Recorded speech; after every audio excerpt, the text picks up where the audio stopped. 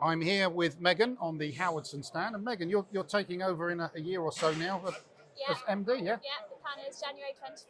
Ian Howard's going to step down and I'll step up into the managing director position. So we're busy in our transition in the business at the moment on slowly handing things over, and yeah, it's all very exciting. Well, I think when we spoke before, you've been around the business since you were, very little and spent a lot of time there. So it's going to be a smooth transition, Well, I'm sure. yeah. But you got a bit more on your plate than perhaps has been on the Dennis Seisis plate for a few years, because it's now the Howardson Group, and you brought some more into the family. Absolutely. So as you know, back in December last year, we took on Lloyds mowers and the Hunter Grinders, and it's been a very, very busy 2023. We've been re-engineering all of the products so that we can bring them into our manufacturing processes, and the plan is by December this year they should all be going into production to be able to sell them back out to our customers. So it's all very exciting. Yeah. Megan, so a different setup to what you grew up knowing in terms of Dennis, and then Seisis came along, and now you've brought in Hunter Lloyds. How's the transition gone? It's been a good transition. We're quite used to taking on new brands and, as we like to say, repolishing them.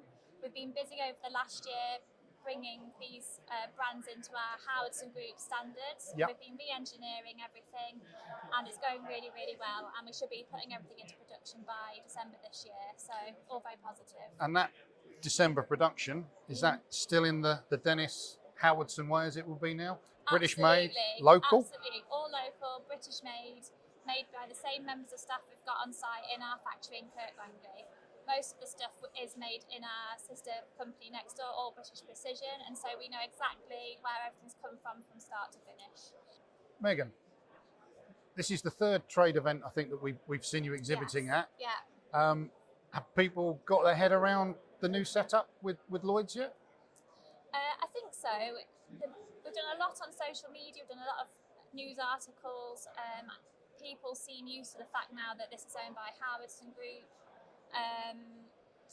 I think we've had to tell a few people today that we're no longer in Letchworth, it's all in Kirk Langley, but yeah, we've had a year of strong marketing on this, and the communication seems to have worked. So Megan, it's been, I'm sure there's been challenges in the, bringing in these brands and should we call it Howardson firing them, if that's the right word, getting them into your kind of spec, which is pretty high as usual. Top quality, What's the future now looking like? Because I guess you've gone through a big transition, and now you've got to look at where you go from there, We're really, really busy organisationally, recruiting like mad to try and keep up the production. Our order book is absolutely massive at the moment. We're really growing in export across both Dennis and Seisis range, especially in the electrics in particular. Right, okay.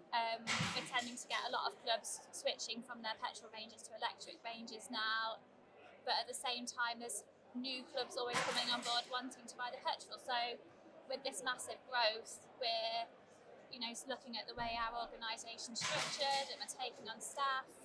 We're investing more in new technologies such as the Randex machines, the vertical storage space.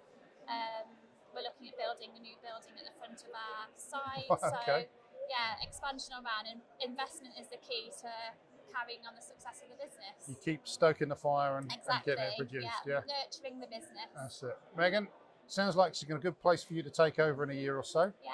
We look forward to seeing you again soon, and thanks you for taking time out today. Great, thank you very much.